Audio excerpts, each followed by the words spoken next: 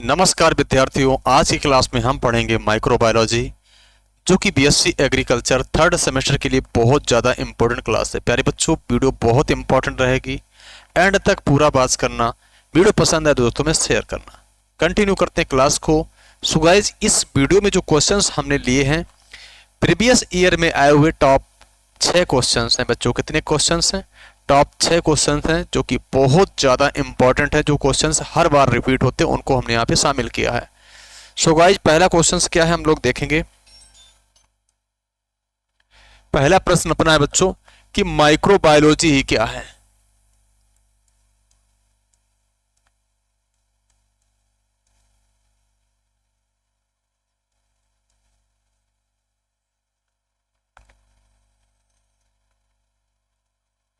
Microbiology क्या है मेरे भाई? बात करी जाए जो माइक्रोबायोलॉजी बच्चों क्या है। माइक्रोबायोलॉजी जो है मेरे भाई जीव विज्ञान की एक शाखा बच्चों। क्या? जो माइक्रोबायोलॉजी है, जो माइक्रोबायोलॉजी है, माइक्रोबायोलॉजी जीव विज्ञान की एक शाखा है। जीव विज्ञान की एक शाखा है बच्चों। माइक्रोबायोलॉजी जीव विज्ञान की एक शाखा है।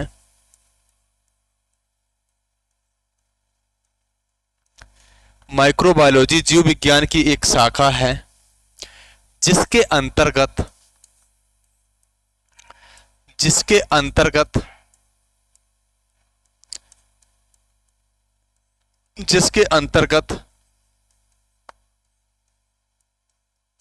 सूक्ष्म जीवों का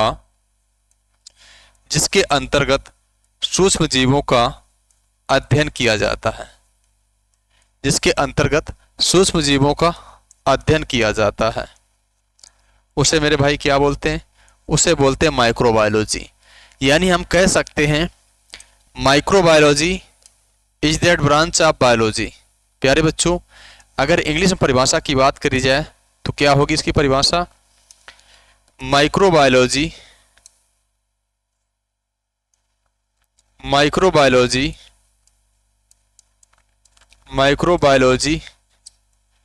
is that branch of biology is that branch of biology is that branch of biology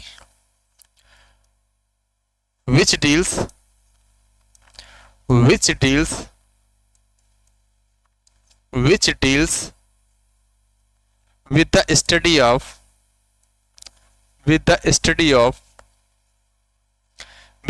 the study of microorganisms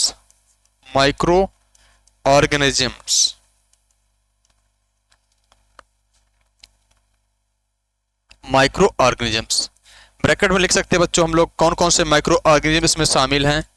तो बैक्टीरिया है, फंजाई है, वायरस है, ईड्स और भी कई सारे। तो क्या है मेरे भाई माइक्रोबायोलॉजी क्या होती है? Microbiology is that branch of biology which deals with the study of micro organisms. प्यारे बच्चों, माइक्रोबायोलॉजी में जो माइक्रो ऑर्गेनिजम्स हैं वो क्या होते हैं? 0.1 मिलीमीटर से अधिक छोटी वस्तुओं को इंसान अपनी आंखों से नहीं देख सकता है। इनको देखने के लिए मेरे भाई सूक्ष्मदर्शी का प्रयोग किया जाता है। जो सूक्ष्म जीव हैं जैसे जीवाणु है, कवक है ना, वायरस है, ये सूक्ष्म जीव होते हैं। इन सभी की स्टडी बच्चों किसमें करते हैं? माइक्रोबायोलॉजी में करते हैं। माइक्रोबायोलॉजी एक किसकी शाखा है मेरे भाई? बायोलॉजी यानी जीव विज्ञान की एक शाखा है। माइक्रोबायोलॉजी प्यारे बच्चों ग्रीक भाषा का शब्द है। जो माइक्रोबायोलॉजी है ये किस भाषा का शब्द है मेरे भाई? तो माइक्रोबायोलॉजी एक ग्रीक भाषा का शब्द है मेरे बच्चों। किस भाषा का शब्द है? ग्रीक भाषा का शब्द है क्या है? माइक्रोबायोलॉजी। तो एक बार एग्जाम में सीधा यही पूछा गया कि माइक्रोबायोलॉजी क्या है, तो जान लिया हमने बढ़िया से। अब हम पढ़ेंगे क्वेश्चन नंबर 2।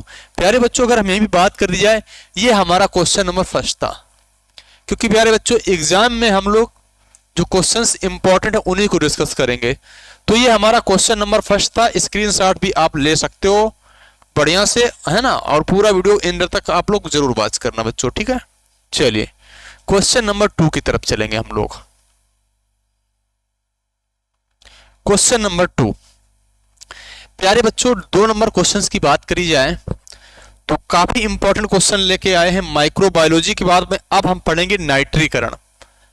अब जो हमारा नया क्वेश्चन है बहुत इंपॉर्टेंट है, नाइट्रीकरण। कि नाइट्रीकरण होता क्या है बच्चों? नाइट्रीकरण क्या होता है मेरे भाई? नाइट्रीकरण क्या होता है जानेंगे हम लोग।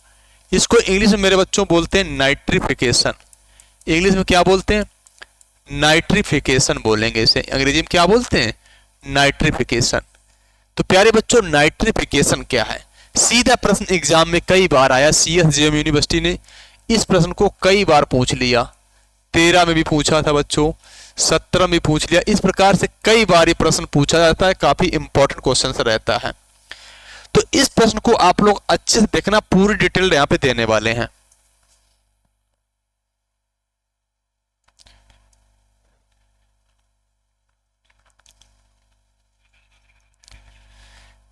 पूरा वीडियो आप लोग एंड तक बच्चों वॉच करना, ठीक है ना? कोई कहीं नहीं जाएगा, हर एक बच्चा पूरा वीडियो वॉच करेगा।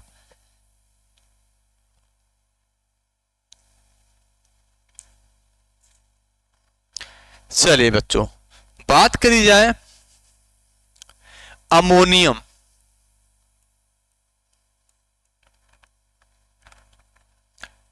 अमोनियम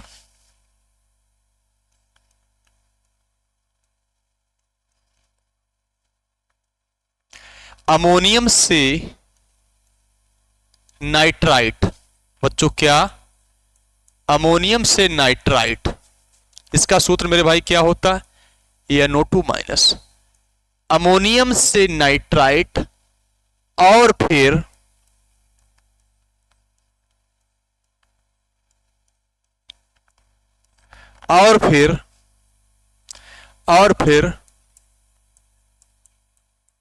नाइट्राइट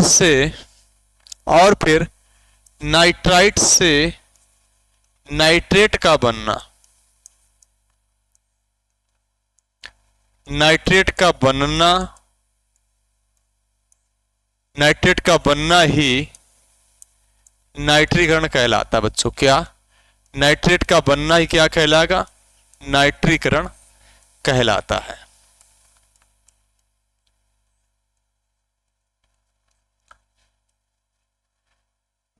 तो ये बहुत अच्छा पॉइंट है, इसे अब आप लोग याद कर लीजिए कि जो अमोनियम से नाइट्राइट, प्यारे बच्चों अमोनियम का सूत्र क्या है? NH4 है, ठीक है ना?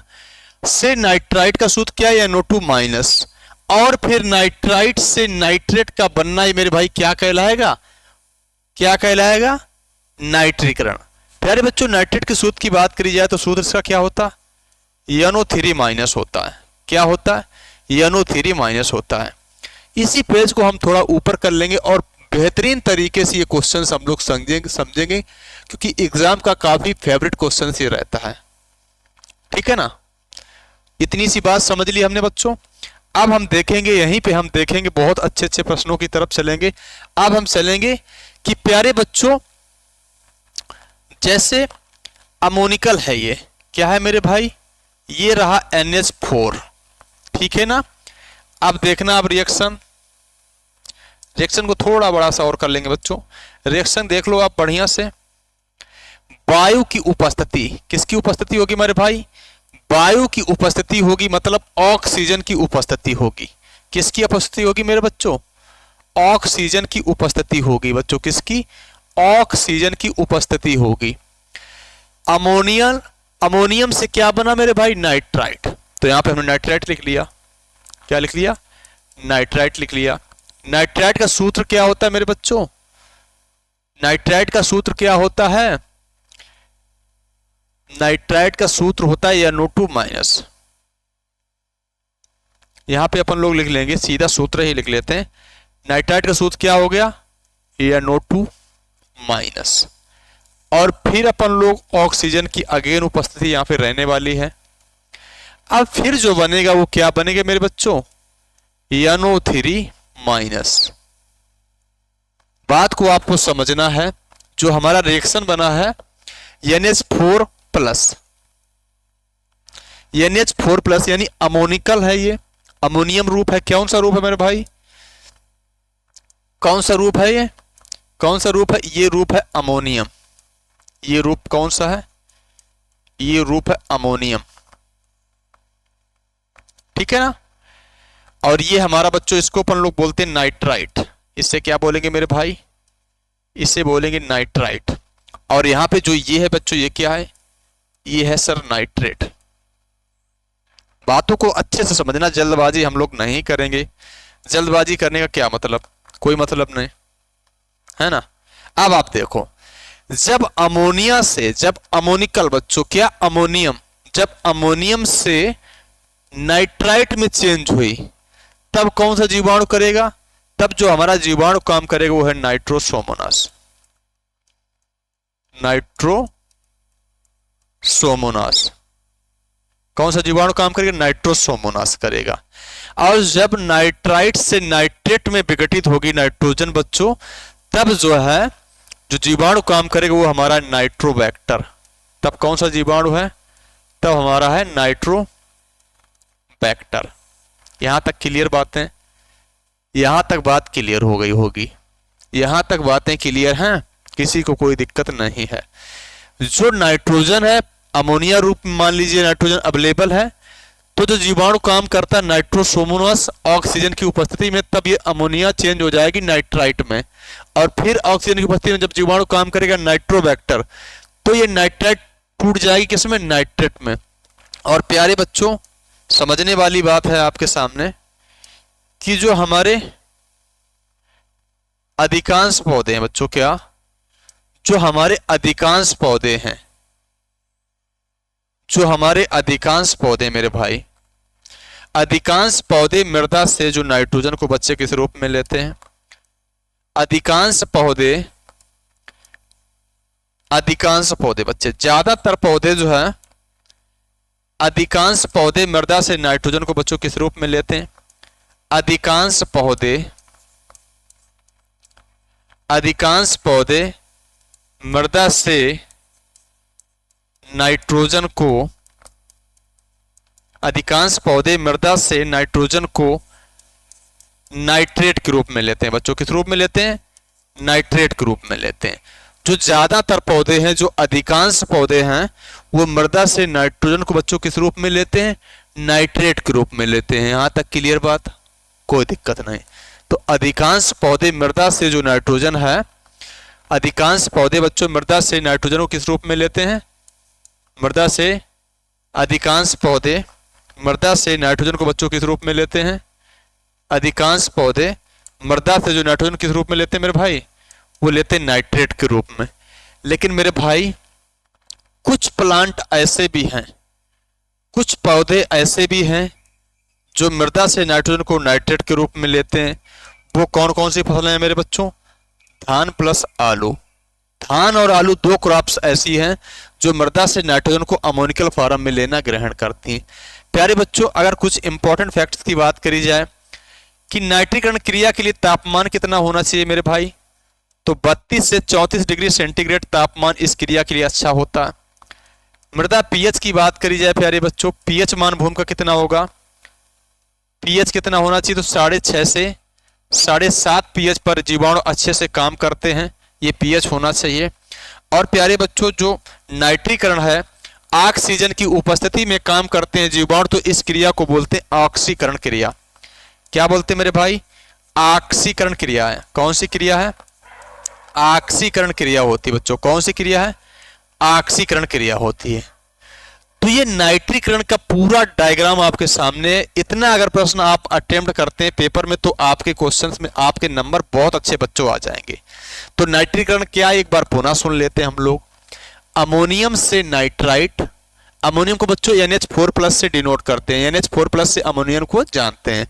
तो अमोनियम से नाइट्राइट, NO2- का सूत्र है, अमोनियम से नाइट्राइट, और फिर नाइट्राइट से नाइट्रेट का बनना ही बच्चों क्या कहलाता है? नाइट्रीकरण। यानी जो अधिकांश पौधे होते हैं मेरे बच्चों, मृदा से नाइट्रोजन को नाइट्रेट के रूप में लेना पसंद करते हैं, लेकिन कुछ पौधे हैं जैसे धान और आलू, ये मृदा से नाइट्रोजन को बच्चों अमोनिकल के रूप में ग्रहण करते हैं। इसीलिए धान की फसल के लिए सबसे अच्छा उर्वरक बच्चों कौन सा माना गया है? Ammonium sulphate. इसीलिए धान के लिए सबसे अच्छा उर्वरक कौन सा माना गया है? Ammonium sulphate. इसलिए धान की खेती के लिए सबसे अच्छा उर्वरक माना गया अमोनियम सल्फेट। ठीक है बच्चों, तो बढ़ते हैं क्वेश्चन नंबर नेक्स्ट की तरफ, आगे की तरफ चलते हैं हम लोग। अब हम पढ़ेंगे बच्चों, अब हम पढ़ेंगे डिनाइट्रिफिकेशन, मतलब विनाइट्रीकरण। यह भी काफी इंपॉर्टेंट पॉइंट है, अच्छा प्रश्न यह भी है। विनाइट्रीकरण अंग्रेजी में बच्चों इसको क्या बोलते हैं? डिनाइट्रिफिकेशन। अंग्रेजी में बोलते हैं डिनाइट्रिफिकेशन। बहुत अच्छा प्रश्न, ये भी परीक्षा में कई बार आया है कि डिनाइट्रिफिकेशन क्या होता है। जानेंगे हम लोग कि डिनाइट्रिफिकेशन क्या है। बच्चों बात करी जाएगी डिनाइट्रिफिकेशन की। सबसे पहली बात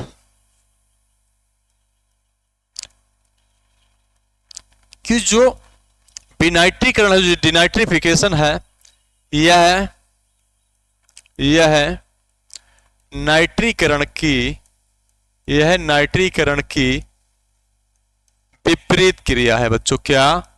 यह नाइट्रीकरण की विपरीत क्रिया है। कैसी क्रिया है?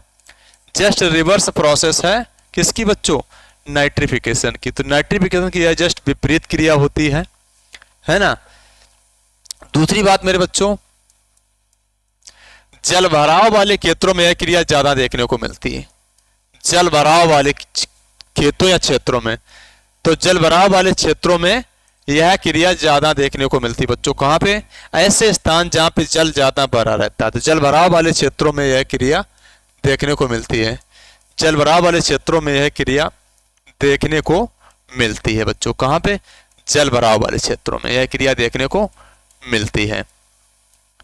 ठीक है ना। जैसे अपना एग्जाम्पल बच्चों क्या हो जाएगा? धान। धान इसका बेस्ट एग्जाम्पल माना जाता है। धान इसका राइट आंसर है। धान के खेत में प्यारे बच्चों डिनाइट्रिफिकेशन यानी विनाइट्रीकरण क्रिया ज्यादा होती है। अब यह क्रिया होती क्या मेरे बच्चों? यह क्रिया होती क्या है? तीसरा पॉइंट भी यहाँ पे हम देख लेते हैं। लगे हाथ बच्चों, हम तीसरा पॉइंट भी देख लेंगे, क्योंकि तीसरा पॉइंट भी काफी इंपॉर्टेंट है, क्योंकि वो वाली बात आएगी यहाँ पे। जैसे नाइट्रीकरण बच्चों कैसी क्रिया थी? ऑक्सीकरण क्रिया थी। तो पहले बच्चों यह कैसी क्रिया? अपचयन क्रिया है। अपचयन क्रिया है। कैसी क्रिया बच्चों? अपचयन क्रिया है। ये जो क्रिया है कैसी बच्चों? यह है जो क्रिया है कैसी है? यह है अपचयन क्रिया होती है प्यारे बच्चों। तो तीन पॉइंटों को मैंने समझ लिया। अब हम ये समझेंगे कि इस क्रिया में जो है कैसे क्या जीवाणु काम करेंगे। तो सबसे पहले प्यारे बच्चों नाइट्रीकरण की विपरीत क्रिया, इसका मतलब क्या है? वहां पर क्या था? पहले अमोनिया में फॉर्म में थी नाइट्रोजन, फिर नाइट्राइट और फिर नाइट्रेट। अपोजिट होगी तो क्या होगी? नाइट्रेट से नाइट्राइट, नाइट्राइट से अमोनियम। यानी पहले जो हमारा फॉर्म रहेगा वो बच्चों रहेगा नाइट्रेट। इसको किस नाम से जानते थे? पहले रहेगा बच्चों यहां पे नाइट्रेट, फिर नाइट्राइट, फिर नाइट्राइट। इसके बाद बच्चों फिर क्या आएगा? फिर आएगा अमोनियम। फिर क्या आएगा? फिर आएगा हमारा अमोनियम। ठीक है ना। अब देखो अब आप देखिए, जैसे नाइट्रेट के बच्चों सूत्र क्या होता है? Nitrate NO3 minus. और बच्चों नाइट्राइट का सूत्र क्या होगा? NO2 minus. अमोनिकल क्या होगा? NH4 plus. और जो प्यारे बच्चों धान, जैसे धान है ना, धान फसल जो है मृदा से नाइट्रोजन को किस रूप में ग्रहण करेगी बच्चों? अमोनिकल के रूप में ग्रहण करेगी। धान का पौधा जो है मृदा से नाइट्रोजन को किस रूप में ग्रहण करेगा? अमोनिकल के रूप में करेगा। ये हमारा रिएक्शन हो गया। इसके बाद बच्चों यहीं पे थोड़ी बात और हम समझ लेंगे।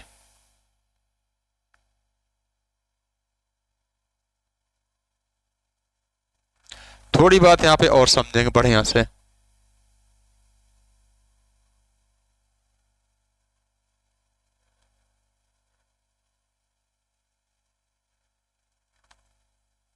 जैसे बच्चों बात समझेंगे हम लोग यहाँ पे कि कौन कौन से जीवाणु काम करेंगे।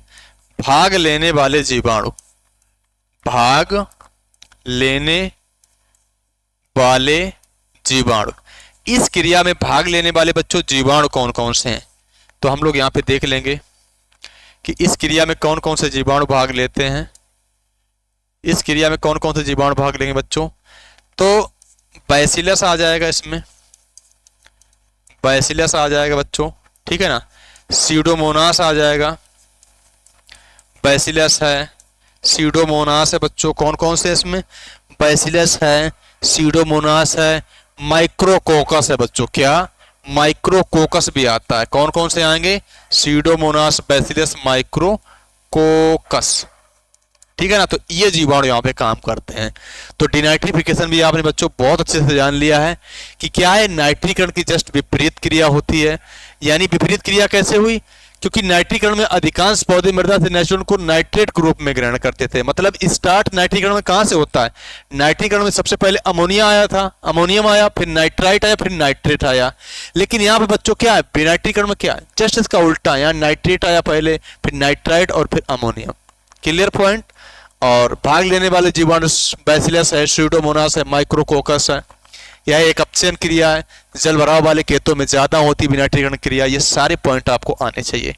Moving to the next question, इसी में देखेंगे अपन लोग। अब बच्चों जो हम पढ़ने वाले हैं, एक बहुत प्यारा टॉपिक है, इसी का एक पार्ट है जो क्वेश्चंस एग्जाम में अक्सर आता है।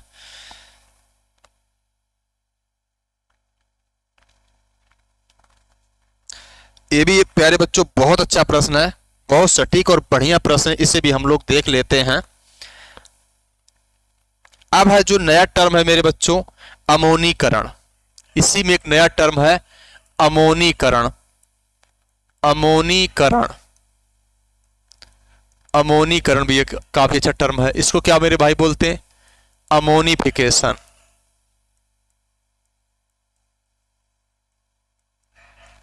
अमोनीकरण क्या होता है प्यारे बच्चों, ये काफी इंपॉर्टेंट क्वेश्चन है कि अमोनीकरण क्या होता है, अमोनीकरण क्या होता है, काफी इंपॉर्टेंट क्वेश्चन है ये, ठीक है ना। तो प्यारे बच्चों इसकी परिभाषा क्या होगी, इसको हम लोग देख लेते हैं। कार्बनिक, कार्बनिक नाइट्रोजन, कार्बनिक नाइट्रोजनी, कार्बनिक नाइट्रोजनी उर्वरकों का, उर्वरकों का, कार्बनिक नाइट्रोजन यौगिकों का, कार्बनिक नाइट्रोजन यौगिकों का अमोनिया में बदलने की क्रिया बच्चों क्या बोलेंगे, कार्बनिक नाइट्रोजनी उर्वरकों का, कार्बनिक नाइट्रोजनी यौगिकों बोल दो चाहे उर्वरक, बात सेम है। कार्बनिक नाइट्रोजनी यौगिकों का, यौगिकों का अमोनिया में, अमोनिया में बदलने की क्रिया को बच्चों क्या बोलते हैं, अमोनिया में बदलने की क्रिया को क्या बोलेंगे मेरे भाई, अमोनिया में बदलने की क्रिया को क्या कहते हैं, इसे बोलेंगे अमोनीकरण कहते हैं। बदलने की क्रिया को क्या बोलेंगे बच्चों, अमोनीकरण, या फिर इसी को बोलेंगे मेरे भाई अमोनिफिकेशन बोल देंगे, ठीक है ना। इसको अपन लोग अमोनीकरण या अमोनिफिकेशन कहते हैं। जो कार्बनिक नाइट्रोजन यौगिक होते हैं उसको अमोनिया में बदलने का, जो कार्बनिक नाइट्रोजन यौगिकों का अमोनिया में बदलने की क्रिया को बच्चों क्या बोलेंगे, अमोनीकरण, अमोनीकरण कहते हैं, अमोनीकरण कहते हैं, ठीक है ना।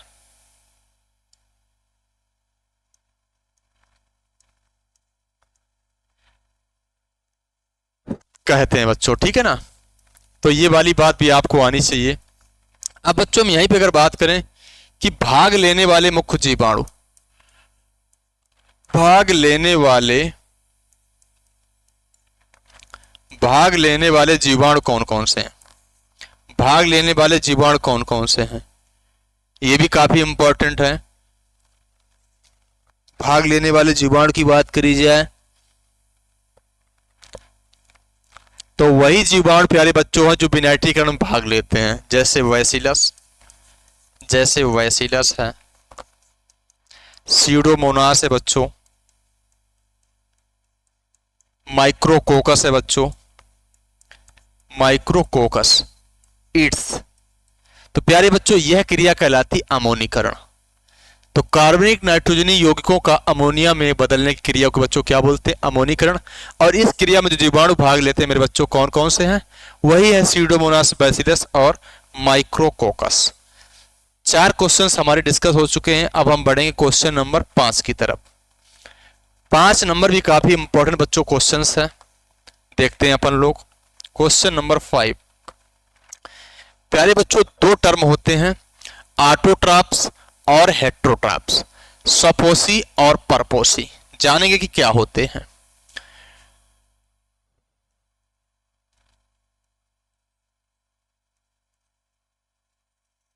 सपोसी बच्चों इसे बोलेंगे ऑटोट्रॉप्स।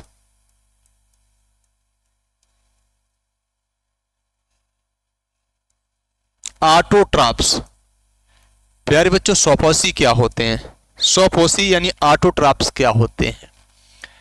ऐसे जीवाणु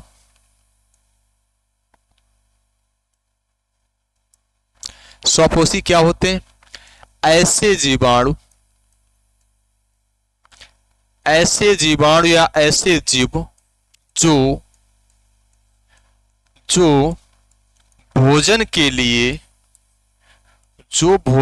लिए स्वयं पर आश्रित होते हैं, स्वयं पर निर्भर या आश्रित होते हैं, निर्भर या आश्रित होते हैं उन्हें ऐसे जीव जो भोजन के लिए स्वयं पर निर्भर या आश्रित होते हैं मेरे बच्चों, उन्हें क्या कहते हैं? उन्हें स्वपोषी या ऑटोट्रॉप्स कहते हैं। ऑटोट्रॉप्स कहते हैं। क्या बोलेंगे मेरे बच्चों? उन्हें ऑटोट्रॉप्स कहते हैं। अगर हम एग्जांपल्स के रूप में बच्चों समझने की कोशिश करें, जैसे प्यारे बच्चों हरे पौधे जैसे हरे पौधे हो गया है ना, हरे पौधे हो गए बच्चों, और युगलेना हो गया प्यारे बच्चों। क्या? युगलेना। इसको मेरे बच्चों क्या बोलते हैं? युगलीना को क्या बोलते हैं मेरे बच्चों? पादप प्लस जंतु के बीच की कड़ी। पादप प्लस जंतु के बीच की कड़ी को बच्चों क्या बोलेंगे? युगलेना। पादप प्लस जंतु के बीच की कड़ी बच्चों क्या है? तो पादप प्लस जंतु के बीच की कड़ी को बोलते हैं युगलीना। ये बच्चों क्या? ये सोफोसी होते हैं, ऑटोट्रॉप्स होते हैं, ठीक है ना, हरे पौधे और युगलीना। ऐसे जीव या ऐसे बैक्टीरिया जो अपना भोजन स्वयं बना लेते हैं, भोजन के लिए किसी दूसरे पर आश्रित नहीं होते मेरे भाई, वो क्या कहलाते हैं? स्वपोषी autotrophs. I think clear point आपका हो चुका होगा। इसके बाद इसी का टर्म्स एक और इंपॉर्टेंट है, हेटेरोट्रॉप्स, परपोषी।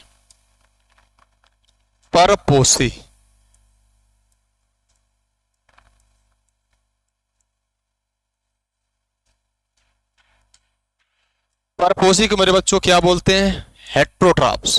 परपोषी को बोलते हैं हेटेरोट्रॉप्स।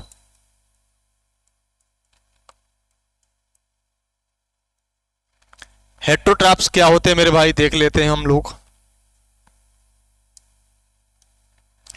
ऐसे जीव, काफी इंपॉर्टेंट क्वेश्चन है, इनको आपको बढ़िया से समझना है और अच्छे से आप तैयार करेंगे एग्जाम के लिए। ऐसे जीव या ऐसे जीवाणु, ऐसे जीव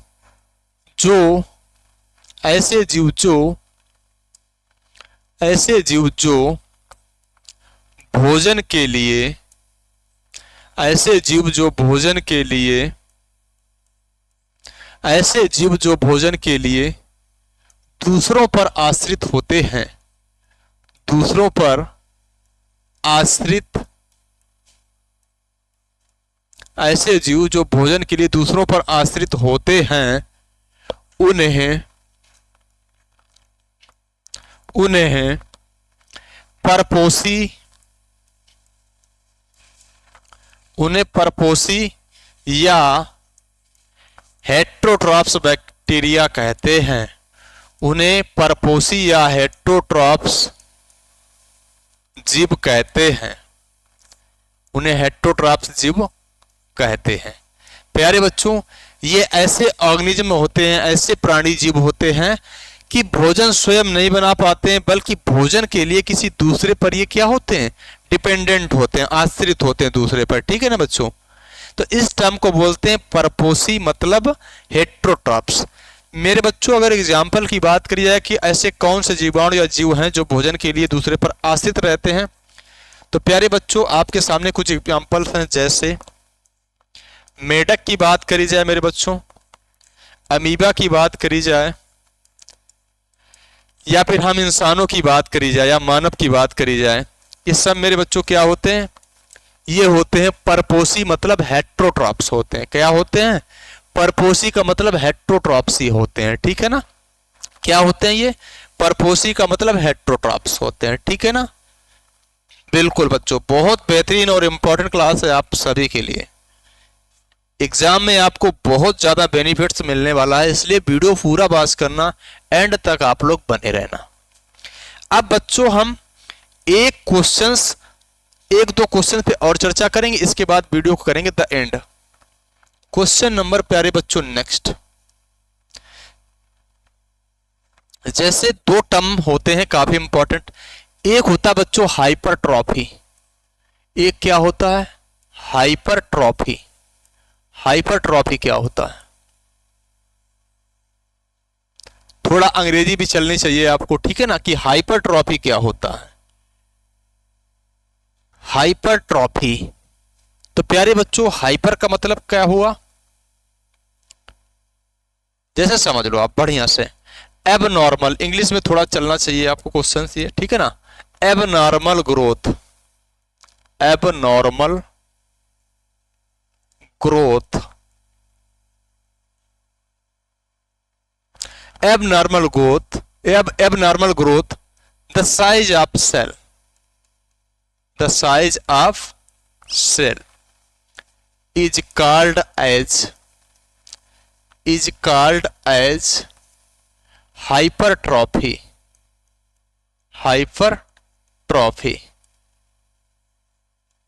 प्यारे बच्चों क्या है कि abnormal growth in the size of cell, in the size of cell is known as या called as hypertrophy। ठीक है ना? जब कोई कोशिका के आकार में अनियंत्रित वृद्धि हो जाती है बच्चों, उसे क्या बोलेंगे? हाइपरट्रॉफी। हिंदी में परिभाषा इसकी हम लिख सकते हैं मेरे भाई, हिंदी में लिख सकते हैं, जब किसी कोशिका में, जब किसी कोशिका में अनियंत्रित वृद्धि होती है, अनियंत्रित वृद्धि होती है, जब किसी कोशिका में अनियंत्रित वृद्धि होती है बच्चों, क्या? जब किसी कोशिका में अनियंत्रित वृद्धि होती है, तब इस दशा को बच्चों क्या बोलेंगे?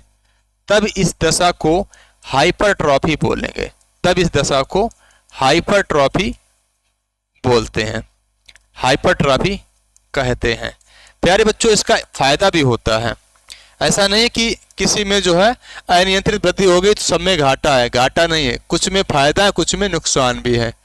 जैसे कैंसर में क्या होता है मेरे बच्चों, कोई पर्टिकुलर एक सेल आकार में बहुत ज्यादा बढ़ जाती है तो हमारे लिए हानिकारक है। जैसे समझ लो आप, जैसे एग्जाम्पल के माध्यम से बढ़िया समझ में आ जाएगा आपको, ठीक है ना। जैसे बच्चों क्या है, जैसे जैसे जो महिला प्रेग्नेंट होती हैं और जब बच्चा पैदा होने का समय होता है उससे कुछ समय पहले आप देखते होंगे उनके जो सेल्स होती हैं जहां से बच्चे की डिलीवरी होनी है उसके आकार में बहुत सारी वृद्धि हो जाती है। अगर वृद्धि ना हो बच्चे तो क्या बच्चा आसानी से पैदा होगा? कभी नहीं हो पाएगा, है ना। तो यहाँ पे फायदा मिल रहा है। तो जब गर्भाशय का है उसका जब साइज बढ़ जाता है, गर्भाशय का आकार बढ़ जाता है महिलाओं में, गर्भाशय का आकार, है ना, तब मुझे फायदा मिलता है। अब जैसे कैंसर वगैरह किसी इंसान में हो जाता है तो अपन को क्या होता है बच्चों, थोड़ा सा मुझे नुकसानदायक स्थिति होती है। तो इस टर्म को ही बोलते हैं हाइपरट्रॉफी। आई होप आप इस बात को समझ गए होंगे। अब एक छोटा सा पॉइंट और है, उसे देख लेते हैं, बाकी क्लास हमारी भी फिनिश हो जाएगी प्यारे बच्चों। हाइपरप्लेसिया क्या होता है? हाइपरप्लेसिया, हाइपरप्लेसिया क्या होता है बच्चों? हाइपरप्लेसिया का मतलब मेरे भाई ये है, यहां पर क्या होगा, वहां पे सेल का साइज बढ़ रहा था। हाइपरट्रॉफी में क्या था, सेल का साइज बढ़ रहा था, लेकिन हाइपरप्लेसिया में क्या है, यहां पे बच्चों क्या है, increase the cell, increase the number of cell, increase the number of cell, increase the number of cell is called, increase the number of cell is called as hyperplasia मेरे बच्चों, हाइपरप्लेसिया। ठीक है ना। जब क्या होता है, नंबर ऑफ संख्या में जो है कोशिकाएं बढ़ जाती हैं, है ना। जब कोशिकाओं की संख्या नंबर में बढ़ती तो इस टर्म को बोलते हैं हाइपरप्लेसिया। क्लियर पॉइंट है। कोशिकाओं की संख्या में जब वृद्धि होती है, जब जब जब कोशिकाओं की संख्या में वृद्धि होती है बच्चों, क्या, जब कोशिकाओं की संख्या में वृद्धि होती है, जब कोशिकाओं की संख्या में वृद्धि होती है तब इस दशा को, तब इस दशा को, तब इस दशा को, तब इस दशा को हाइपरप्लेसिया कहते हैं। तब इस दशा को बच्चों क्या बोलते हैं, तब इस दशा को हाइपरप्लेसिया कहते हैं। क्लियर। तब इस दशा को बोलते हैं हाइपरप्लेसिया। तो प्यारे बच्चों आज के वीडियो में हमने कौन कौन से क्वेश्चन डिस्कस किए हम लोग देख लेते हैं एक बार पुनः। सबसे पहले बच्चों हमने क्या पढ़ा था कि माइक्रोबायोलॉजी क्या है, पढ़ लिया था इसको कि माइक्रोबायोलॉजी क्या है। इसके बाद बच्चों मैंने पढ़ा नाइट्रीकरण क्या है। इसके बाद हमने क्या पढ़ा मेरे भाई कि डिनाइट्रिफिकेशन क्या है। इसके बाद हमने पढ़ा अमोनीकरण क्या है। इसके बाद मैंने पढ़ा बच्चों सपोसी। इसके बाद मैंने पढ़ा परपोसी और आगे भी पढ़ा है बच्चों, आगे भी मैंने पढ़ा है हाइपरट्रॉफी बच्चों क्या होता है, साथ ही साथ हाइपरप्लेसिया क्या होता है। तो प्यारे बच्चों ये बहुत बेहतरीन और इम्पोर्टेंट क्लास थी। आपके एग्जाम में निश्चित ये क्लास बहुत ज़्यादा उपयोगी साबित होगी। उम्मीद करता हूँ वीडियो आपको पसंद आएगी। वीडियो पसंद आए दोस्तों में शेयर करना, लाइक करना और हाँ कमेंट करके अपनी राय जरूर देना। Thanks for watching.